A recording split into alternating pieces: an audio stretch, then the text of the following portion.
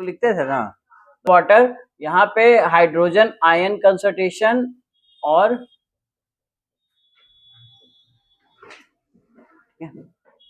एक बार हम जल्दी से समराइज कर लेते हैं कि जो कौन कौन से फॉर्मूले पढ़े हैं dissociation constant for acid and base. और आप जानते हो एसिड बेस को मिक्स करो तो वाटर मिलता है। तो आयनिक प्रोडक्ट ऑफ वाटर का फॉर्मूला ये होता है जिसकी वैल्यू 10 टू द पावर -14 के बराबर होती है। ये काफी इंपॉर्टेंट फॉर्मूला है, इसको टिक कर लीजिए, बहुत इंपॉर्टेंट है, बार बार यूज करेंगे हम क्वेश्चन को सॉल्व करने के दौरान। ठीक है, ये आपका बहुत ही इंपॉर्टेंट एक फॉर्मूला है। जहां पे आपको एक बात बताओ, आपको OH आयन का कंसंट्रेशन पता चल जाए तो H आयन का कंसंट्रेशन निकाल सकते हो, या H आयन का कंसंट्रेशन पता चल जाए तो OH आयन का निकाल सकते हो। तो आज हम इस तरह के क्वेश्चन करेंगे, वहां पे आप बताइएगा कि हाँ ये वाला फॉर्मूला यूज करेंगे, इसलिए लिख रहा हूं सामने में। ठीक है, इसके बाद हम पढ़े थे क्या, एसिड और बेस का इक्विलिब्रियम कांस्टेंट। तो एसिड और बेस के लिए तो हम पहले बात कर लेते हैं फॉर एसिड, और इधर हम बात कर लेते हैं फॉर बेस। टेबुलर फॉर्म में लिखते हैं क्योंकि आप जानते हो कि दोनों का फॉर्मूला सेम ही होता है, कोई डिफरेंस नहीं है। और एसिड जैसे कि आप मान लीजिए HA, तो बताइए HA माना एसिड तो ये टूटेगा क्या, H प्लस OH माइनस में ब्रेक होगा। ठीक है, इनिशियली तो ये C रहेगा, लेकिन इक्विलिब्रियम पे क्या होगा, ये घटेगा, C अल्फा से घटेगा, अल्फा डिग्री ऑफ डिसोसिएशन है। तो ये कितना बनेगा, ये 1 मोल है तो ये भी कितना मोल बन रहा है, 1 ही मोल, यानी ये जितना घट रहा है उतना ही ये भी बनेगा और ये भी उतना ही बनेगा। ठीक है, देख रहे हैं ना, दोनों 1 1 है। अगर यहाँ पे कहीं पे 2 रहता तो हम 2CF लिखते। ठीक है, तो ये मतलब है। और जैसे हम बेस लिखे, हम बेस के लिए भी यही बात कर लेते हैं। तो फॉर बेस, बेस को हम ऐसे लिख सकते हैं BOH। तो ये टूटेगा तो कैसे टूटेगा जी, ब्रेक होगा तो बताइए, B प्लस OH माइनस, हाँ यहाँ पे A माइनस कर लो, H प्लस A माइनस, ये केटाइन का कंसंट्रेशन, ये एनायन का कंसंट्रेशन। यहाँ पे अगर हम ब्रेक करें तो ये क्या दिखेगा बताइए, अगर इनिशियली इसको C माने तो इक्विलिब्रियम पे हम बता रहे हैं C अल्फा से ये घट रहा है तो उतना ही तो ये भी बनेगा, तो ये भी C अल्फा बनेगा। और ये OH आयन का कंसंट्रेशन भी कितना होगा, C अल्फा। जैसे ये 1 मोल है और ये ब्रेक हो रहा है तो ये भी 1 मोल दे रहा है, तो अगर ये X से टूट रहा है तो ये यहाँ भी X से टूटेगा, उसी तरह C अल्फा टूट रहा है तो C अल्फा से ही ब्रेक होगा। और इसी फार्मूला को अगर तुम आगे बढ़ाओ और K इक्वल टू लिखो तो आपको पता है concentration of product by concentration of reactant, यही जो है concentration of product by concentration of reactant. तो कभी आपको कंसंट्रेशन का वैल्यू दिया रहे एसिड का या चायन का तो क्या Ka नहीं निकल जाएगा, या फिर Ka पता है, ये पता है, तो ये आप निकाल के इसको कैलकुलेट कर सकते हो ना। और इसकी वैल्यू अगर अल्फा के टर्म में रखिएगा तो ये वैल्यू आई थी C alpha square 1 minus alpha, ये आया था। तो बेस में भी सेम फॉर्मूला लिखेंगे और डायरेक्ट लिखते हैं C alpha square 1 minus alpha. लेकिन जनरली क्वेश्चन पूछता है for weak acid, organic acid के लिए। तो जब भी हम वीक एसिड की बात करेंगे, फॉर वीक एसिड, तो वीक एसिड में हम क्या इग्नोर करेंगे, वीक एसिड में अल्फा क्या हो जाएगा, बहुत ही छोटा, तो 1 माइनस अल्फा 1 मानेंगे। तो Ka की वैल्यू क्या हो जाएगी बताइए, C अल्फा स्क्वायर, ये फॉर्मूला आएगा फॉर वीक एसिड। तो फॉर वीक बेस बताओ क्या आएगा, फॉर वीक बेस आप ही बताइए, दोनों की फार्मूला सेम चलती है ना, K भी इक्वल टू क्या आ जाएगा, C अल्फा स्क्वायर। इस तरह से अगर आपको K निकल गया तो क्या आप अल्फा की वैल्यू बता सकते हो, क्योंकि C का वैल्यू कंसंट्रेशन दिया रहता है क्वेश्चन में, तो इस तरह से बता सकते हो ना। तो समझ रहे हो, फार्मूला दोनों सेम है, कोई ये सब रटने की जरूरत नहीं है, आप ये लिखना जानते हो तो सब निकाल भी सकते हो। 1 मिनट लगेगा आपको निकालने में, जैसे अभी मैं निकाल रहा हूँ। ठीक है, और अगर याद है तो बहुत अच्छी बात है, जो आपको समझ में लिखाया हुआ है। इसके बाद एक और चीज हम पढ़ते हैं, इसका वैल्यू हम P के टर्म में निकालते हैं, पोटेंशियल के टर्म में, पीएच के टर्म में। यानी PK लिखेंगे तो क्या होगा, पीएच हम जानते हैं minus log H plus ion, तो यहाँ पे K लिख देंगे क्योंकि K की बात कर रहा है। तो सिमिलरली K भी क्या लिखेंगे बताइए, उसी तरह से PKB भी हम क्या लिखेंगे, माइनस लॉग KB। बोलिए कोई दिक्कत इसमें, तो बताइए ये दोनों का सारा फॉर्मूला सिमिलर है कि नहीं है, क्या कोई चेंज है, नहीं, सेम है ना।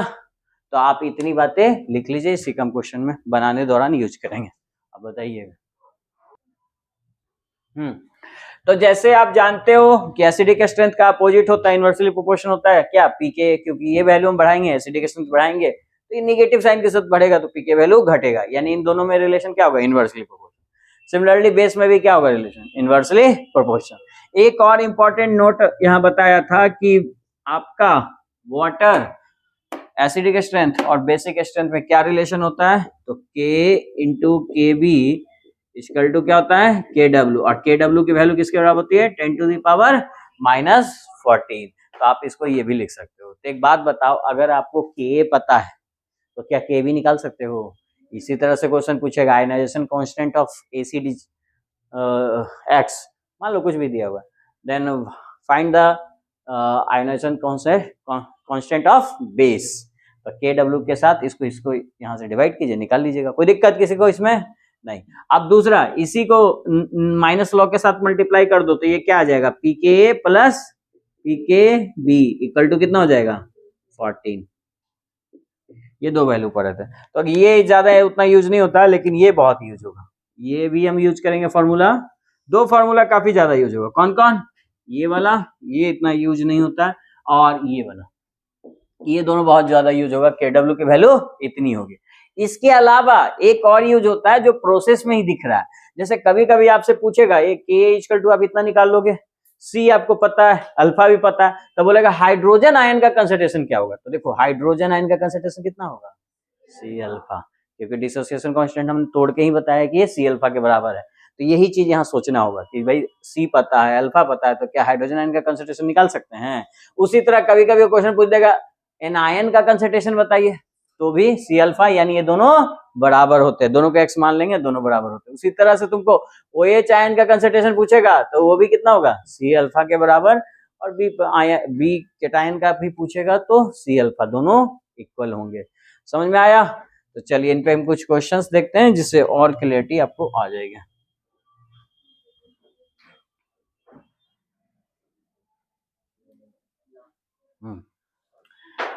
देखिए इस क्वेश्चन में एनिलीन एक बेसिक टर्म है, वो बता ही दिया है, जबकि केबी अगर दिया है तो मतलब ये क्या है, बेस है, ये बता दिया है कि ये बेस है। ठीक, अब आपसे पूछा कि केबी की वैल्यू हम दे रखे हैं आपको, कंसंट्रेशन भी आपको दे रखे हैं, तो बताइए तो अल्फा की वैल्यू, डिग्री ऑफ आयोनाइजेशन क्या होगा।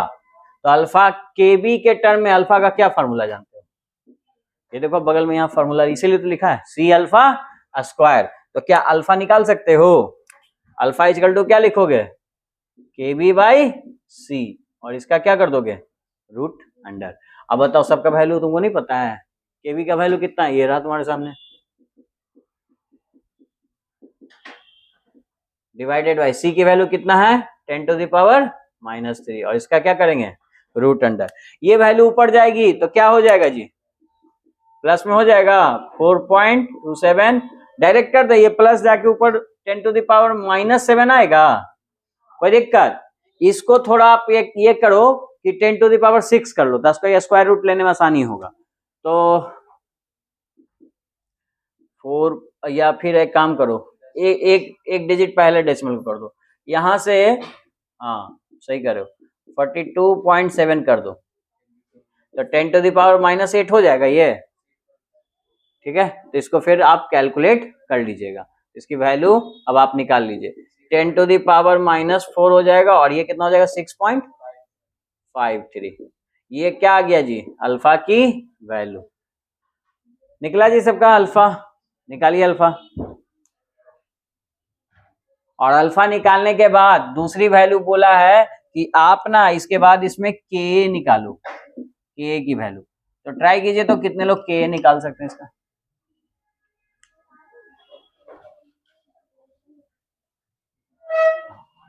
तो यहाँ पे जब आपको के निकालना है और आपको के भी पता है, तो आप जानते हो इन दोनों का मल्टीप्लिकेशन क्या होता है, के डब्ल्यू, और के डब्ल्यू की वैल्यू हम कितना रख देंगे, 10⁻⁻14, और के भी हमें पता है वो वैल्यू पुट कीजिए, तो फाइनली के की वैल्यू कितनी आ जाएगी आफ्टर सॉल्व करने के बाद,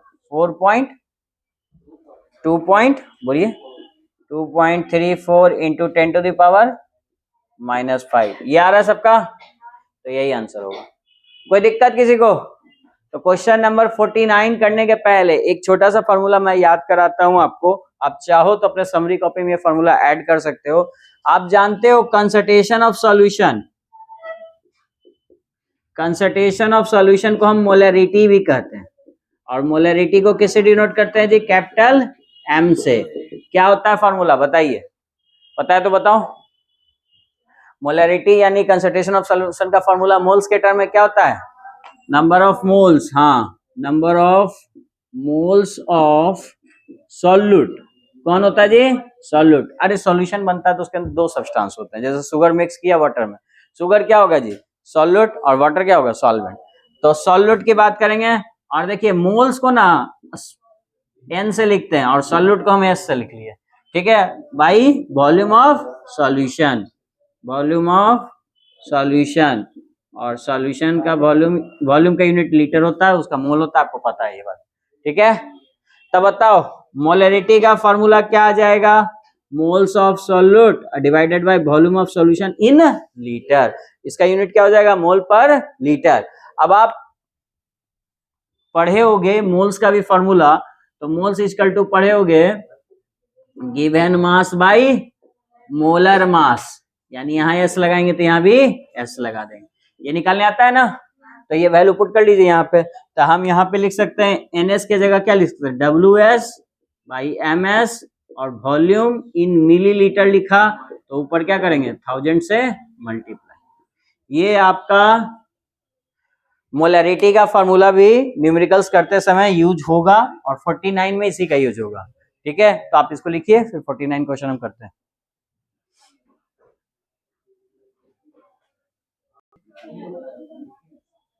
देखिए यहाँ पे इस क्वेश्चन में पीएच निकालना है, जहां पे 2 ग्राम यानी मास दिया हुआ है, और इसका मोलर मास निकालते हैं। तो थैलियम का मोलर मास कितना होता है? 204 प्लस 16 प्लस 1 कितना आ जाएगा जी? 221। और यूनिट क्या लिखेंगे बताइए, क्या लिखेंगे यूनिट? अरे इतना छोटा क्या लिख रहे हैं? मास लिख रहे हैं, तो मास का यूनिट नहीं पता है? ग्राम। यहाँ पे मास का यूनिट क्या था? ग्राम था, यहाँ भी ग्राम ही होगा, इसमें क्या इतना सोच रहा है? आप सब समझो कि निकाल क्या रहे हैं, ठीक है, एक एक लाइन। और बताइए इसमें वॉल्यूम कितना दिया हुआ है? लिखा हुआ है ना, वॉल्यूम कितनी है? 2 litre, volume equal to 2 litre. तो बताइए कंसंट्रेशन निकाल सकते हो आप? कंसंट्रेशन या मोलरिटी कहिए, बात एक ही होती है। कंसंट्रेशन इक्वल टू क्या पढ़े हो? मोल्स ऑफ सॉल्यूट, यानी कि हम देखेंगे मास और गिवन मोलर मास में आंसर दिया, और वॉल्यूम इन लीटर। अगर वॉल्यूम लीटर में है तो 1000 से मल्टीप्लाई करने की कोई आवश्यकता नहीं है। अब सारी वैल्यू पुट कर सकते हो। ये कितना है? 2, और ये 221, और ये वॉल्यूम कितना है? ये भी तो 2 ही है। ये 2 कट गया, निकालो तो कंसंट्रेशन का वैल्यू कितना आया? कंसंट्रेशन ऑफ थैलियम ऑक्साइड, हाँ बोलिए, 4.5 इंटू 10 टू द पावर -3, यही आया। इतना मोलरिटी आया, मोल पर लीटर आया। ये आया किसका वैल्यू जी? कंसंट्रेशन का। बताइए कंसंट्रेशन मिल गया, ठीक है, लिखिए यहां तक।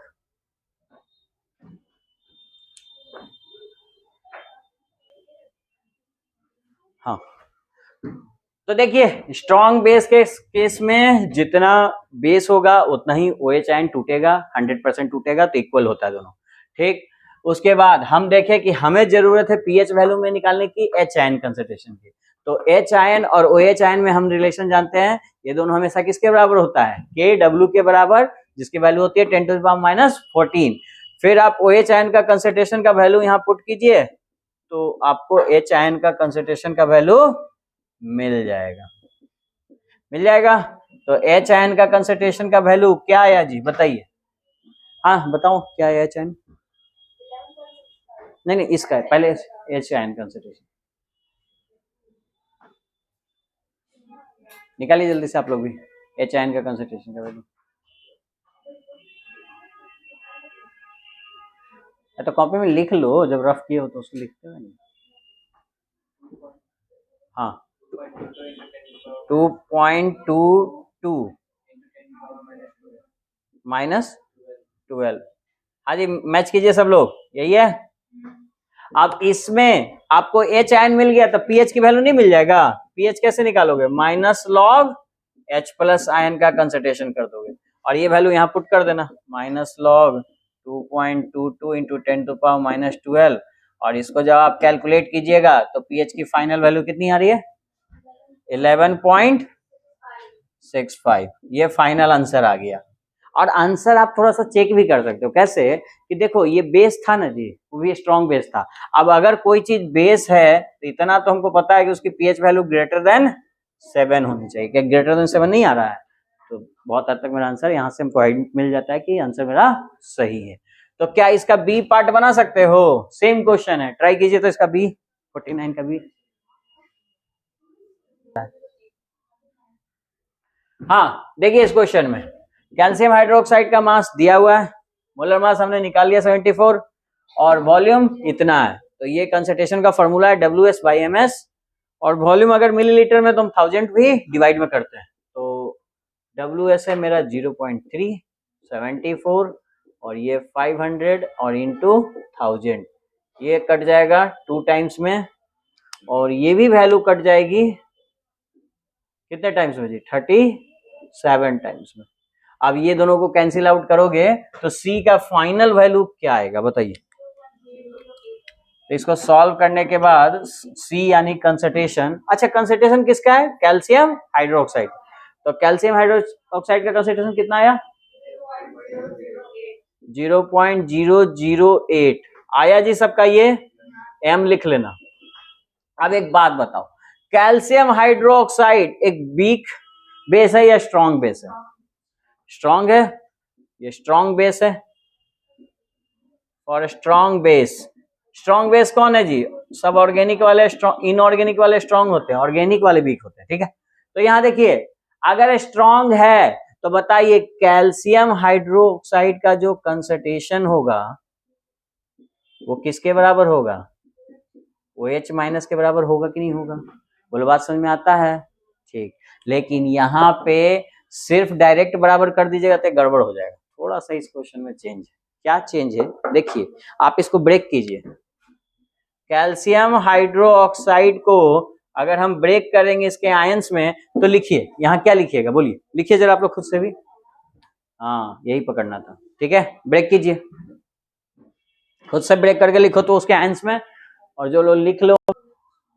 देखिए पिछले वाले क्वेश्चन से थोड़ा सा अलग इसलिए हो जाता है क्योंकि यहाँ पे OH-2 है, 2 मोल है। जैसे आप इस ब्रेक कीजिएगा तो आप क्या लिखिएगा? कैल्शियम 2+, और अगर मान लो आपने गलती से ऐसा लिख दिया तो एक बात बताओ, दोनों मॉलिक्यूल न्यूट्रल है क्या? +2 - 1 क्या 0 आएगा? यहाँ तो ये न्यूट्रल है। यानी आप देख रहे हो कि ये जो OH मॉलिक्यूल है वो कितना मोल्स है? 2। ये अंतर आया समझ में? समझ में आया? क्या समझ में आया? ये समझ में आया कि अगर ये 1 मोल है तो OH आयन कितना मोल देगा? कितना मोल देगा? 1 ही मोल देगा या 2 मोल देगा? दुगना नहीं हो रहा जी, ये आगे 1 है ना, यहाँ पे कितना मोल दे रहा है? 2 मोल OH आयन। बोलो बात समझ में आया? अगर ये X है तो ये कितना देगा? 2X। उसी तरह से इसकी वैल्यू है कितनी? 0.008 मोल्स। तो यहाँ पे इसका जो कंसंट्रेशन मिलेगा वो कितना मिलेगा? 2 × 008 इतना मिलेगा। यही एक चीज यहाँ पकड़ना था, फॉर्मूला के हिसाब से देख के पकड़ना है। पहले वाले क्वेश्चन में जैसे NaOH में कोई दिक्कत नहीं है, ये तो डायरेक्ट है Na+OH-, ये 1 मोल तो ये भी 1 मोल, ये X मोल तो ये भी X मोल। क्यों? क्योंकि दोनों बराबर है। लेकिन यहाँ पे ये 2 आ गया ना, यहाँ पे ये 2 आ गया, इसीलिए बता रहा है कि ये इसका जस्ट ट्वाइस है, दुगना है, तो हमने दुगना कर दिया। तो बताइए OH आयन का कंसंट्रेशन अब कितना आया फाइनली? इसको मल्टीप्लाई कर दो इन दोनों को तो कितना आ जाएगा जी? 0.016 आ रहा है ना, इतना आ रहा है। ये आया कंसंट्रेशन किसका? OH माइनस का। और हमें क्या निकालना है? pH। अब pH के लिए वैल्यू आपको पता है, माइनस लॉग H+ आयन का कंसंट्रेशन चाहिए। हमें तो H+ आयन चाहिए और है क्या? OH ion. तो OH आयन और H आयन के टर्म में आपको कोई फॉर्मूला पता है? कौन सा फॉर्मूला यूज करेंगे? OH- और H प्लस, अरे अभी तो यूज किए थे पिछला फॉर्मूला में, ठीक है। इन दोनों का मल्टीप्लिकेशन किसके बराबर होता है, KW, यानी 10 टू द पावर -14। ये वाला फॉर्मूला दिखा, अभी तक नहीं मिटाया हूं इसीलिए कि आप चीटिंग कर सको देख के, लेकिन बता नहीं पा रहे हो तो चीटिंग कहां से करोगे, बता नहीं, है ना। चोरी करने के लिए थोड़ा पढ़ना पड़ेगा। तो देखो यहाँ पे ये आया, अब यहाँ से H आयन का कंसंट्रेशन निकाल सकता है, निकालिए कितना आएगा, 10 to the power -14 divided by ये वैल्यू 0.016, इसको आप कैलकुलेट करके लिख लेना, ठीक है। अगर ये वैल्यू निकल गया तो क्या पीएच की वैल्यू नहीं निकल जाएगी, पीएच ही पूछ रहा था ना, minus log H plus ion का कंसंट्रेशन, और ये वैल्यू आप पुट कीजिएगा, यहाँ पे H आयन का वैल्यू ये है 10 to the power -14 divided by 0.016, एक ही बार कैलकुलेट कर लो और फाइनल वैल्यू बताओ मुझे पीएच की वैल्यू कितनी आएगी, 12.21 आया। चेक कीजिए जी, सब लोग का यही आया ना, ठीक। और ऐसे भी आप जानते हो कि ये चूंकि बेस है तो इसकी पीएच वैल्यू हमेशा ग्रेटर देन 7 होगी, और बहुत ही स्ट्रॉन्ग बेस है तो आगे ही होगी, 11-12 से ज्यादा ही होगा। आया समझ में। तो सेम क्वेश्चन है कि नहीं, बस केवल एक अंतर यहाँ पे क्या था, यहाँ पे ये 2 मोल बन रहा है। उसी तरह से अगर एल्युमिनियम हाइड्रोक्साइड दे देना बाबू, तब बोलो ये एल्युमिनियम 3+, आपको एक तरह का और क्वेश्चन बता सकते हैं, देखिए 3OH-, तो अगर हम बोले E 1 मोल बन रहा है तो EOH आयन कितना मोल बनेगा, 3 मोल बनेगा, समझ गए, यहाँ पे 3 से मल्टीप्लाई कर दिएगा। बस यही एक चीज चेंज था पिछले क्वेश्चन के अलावा, बाकी सब वैल्यू डाटा सेम थे। सबसे पहले कंसंट्रेशन निकाल लीजिए, कंसंट्रेशन निकाल के इसका कंसंट्रेशन इसके दुगने के बराबर है, दुगना कर दीजिए, और फिर HOH के टर्म में रिलेशन निकाल लीजिए, H आयन का कंसंट्रेशन, और लास्ट में पीएच की वैल्यू कैलकुलेट कर लीजिए, आ जाएगा आंसर। कितने लोग, देखिए पॉलीप्रोटिक एसिड मतलब जिनके पास एक से ज्यादा H+ आयन होंगे तो वो क्या होगा, पॉलीप्रोटिक एसिड। जैसे कि एक एग्जांपल आया H2SO4, बिल्कुल सही बात है, यहाँ पे साफ साफ दिख रहा है कि 2 हाइड्रोजन आयन है, नहीं है जी, 2 है, तो ये कैसा होगा, डाइप्रोटिक होगा, एक से ज्यादा है। तो ये अगर हम ब्रेक करेंगे तो ये क्या होगा, एक्वस सॉल्यूशन ब्रेक करेंगे तो H+ आयन निकलेगा इससे, भाई प्रोटॉन डोनेट करेगा, क्योंकि एसिड है, एसिड क्या करता है वाटर में, H+ आयन डोनेट करता है, तो बचा क्या बोलो तो HSO4-, फिर से ये HSO4 अभी भी H आयन है कि नहीं इसके पास, तो फिर से डोनेट करेगा, और फिर से डोनेट करेगा तो ये क्या दिखेगा, H+ और SO4-, बोलो कोई दिक्कत, समझ में आ गया। तो जब ये टूट रहा था तो इसका ये कितने स्टेप का रिएक्शन है, 2 स्टेप का, तो हम मान सकते हैं इसका वैल्यू है ना, ionization constant of acid for first step, और ionization constant for acid for second step, बोलो कोई दिक्कत इसमें, तो आप ये समझ गए। तो ये एसिड कैसा होगा, क्योंकि ये 2H आयन डोनेट कर रहा है इसलिए इसको क्या बोल सकते हैं, 2 के लिए हम क्या यूज करते हैं, डाई, 2 के लिए क्या यूज करते हैं, डाई, तो डाई प्रोटिक एसिड बोलते हैं, जो 2 प्रोटॉन दे उनको डाई प्रोटिक एसिड बोलेंगे, ठीक है, लिख लीजिए ये।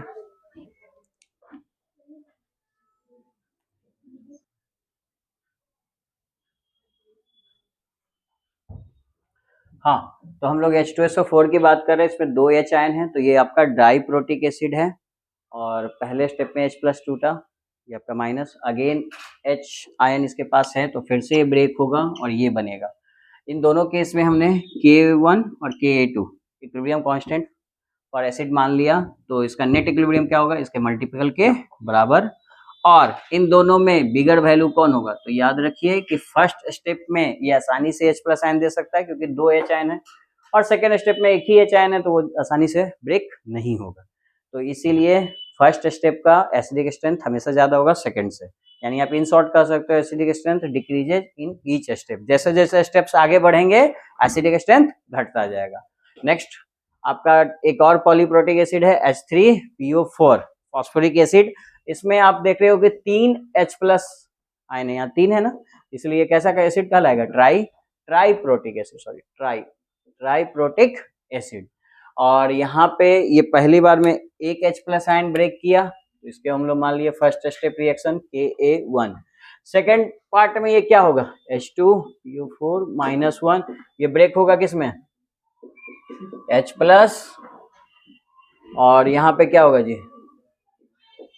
-2, और यहाँ पे ये सेकेंड स्टेप है तो Ka2 मान लेंगे। और लास्ट स्टेप में क्या करोगे, एक H और बच रहा है जी, तो फिर से ये एक और हाइड्रोजन आयन इससे रिमूव हम कर सकते हैं, और ये फाइनली क्या बचेगा, PO3 माइनस, यहाँ पे Ka3। कोई दिक्कत, 3 स्टेप में 3 रिएक्शन हो गया, PO3 माइनस यानी फॉस्फेट आयन मिल चुका है हमें, जो आप डायरेक्ट भी लिखते थे। खैर यहाँ हम 3 स्टेप में लिखे हैं, तो बताओ K इक्विवेलेंट यहाँ पे क्या होगा, Ka1 into Ka2 into Ka3, इन तीनों की वैल्यू रहेगी तो आप बता दोगे ना इस तरह से, है ना, एक्स वाई जेड रहा तो तीनों मल्टीप्लाई कर दो, है ना, K इक्विवेलेंट आपको मिल जाएगा, है ना, आयोनाइजेशन कांस्टेंट एट इक्विलिब्रियम।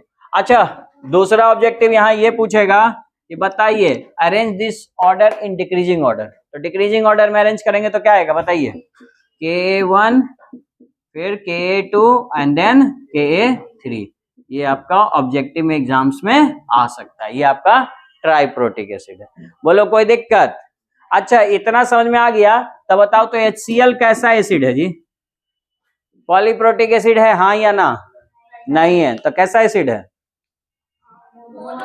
हाँ एक ही H आयन ना डोनेट करता है जी, एक ही H आयन ये डोनेट करता है, इसीलिए क्या कहलाएगा, इसको लिखने की आवश्यकता नहीं समझने के लिए, मोनो मतलब एक होता है, मोनोप्रोटिक एसिड कहलाएगा, समझे। तो ये वर्ड आपका आगे के क्लासेस में यूज होगा कि प्रोटिक एसिड ये सब आते रहेगा, तो आप समझ जाइएगा, मोनो बोला है तो एक, और प्रोटिक मतलब एक प्रोटॉन डोनेट करने वाला, 2 प्रोटॉन डोनेट करने वाला पॉलीप्रोटिक में आएगा, जिसको डाइप्रोटिक कहते हैं और ट्राइप्रोटिक कहते हैं। इसमें एक तरह का ये क्वेश्चन पूछा जाएगा कि हर स्टेप के साथ आयनाइजेशन कांस्टेंट फॉर एसिड घटता जाएगा, तो फर्स्ट वाले का हमेशा ज्यादा होगा, लास्ट वाले का हमेशा कम होगा। तो ये 2-3 तरह के सवाल यहाँ पूछे जा सकते हैं, लिख लीजिए।